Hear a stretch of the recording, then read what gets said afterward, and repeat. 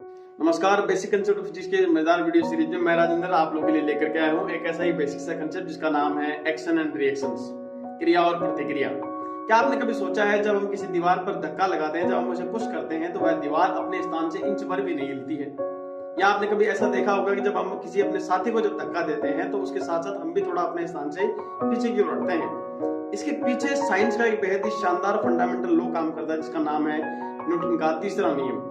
क्या है तीसरा नियम, क्या कहता है ये? इसके अनुसार जब किसी कार्य को करने के लिए कोई एक्शन हम लोग करते हैं, जब हम कोई क्रिया करते हैं तो इसके उलट रिएक्शन अर्थात उसकी प्रतिक्रिया जरूर होती है। सीधी सी भाषा में यदि इसको समझा जाए तो हम कुछ इस तरीके समझ सकते हैं कि जब किसी ऑब्जेक्ट पर यदि हम अपना फोर्स अप्लाई करते हैं तो वह ऑब्जेक्ट उतना ही फोर्स अपोजिट डायरेक्शन पे हमारे ऊपर लगाता है।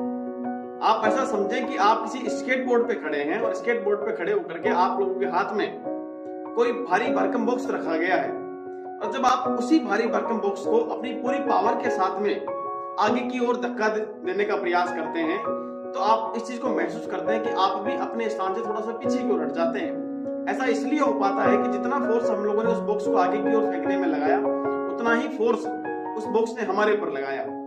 तो जब कभी भी आगे से आप किसी चीज को पुश करें, जंप करें, तो एक चीज का ध्यान रखें कि नेचर कभी किसी चीज का उधार नहीं रखती। नेचर हर चीज को रिस्पॉन्ड करती है और हर एक्शन का रिएक्शन होता है। ऐसे ही फिजिक्स के मजेदार कंसेप्ट को सीखने और समझने के लिए द नेल्डर एकेडमी के प्लेटफॉर्म के साथ जुड़े रहिए, बने रहिए। तब तक के लिए जय हिंद, जय भारत, थैंक यू।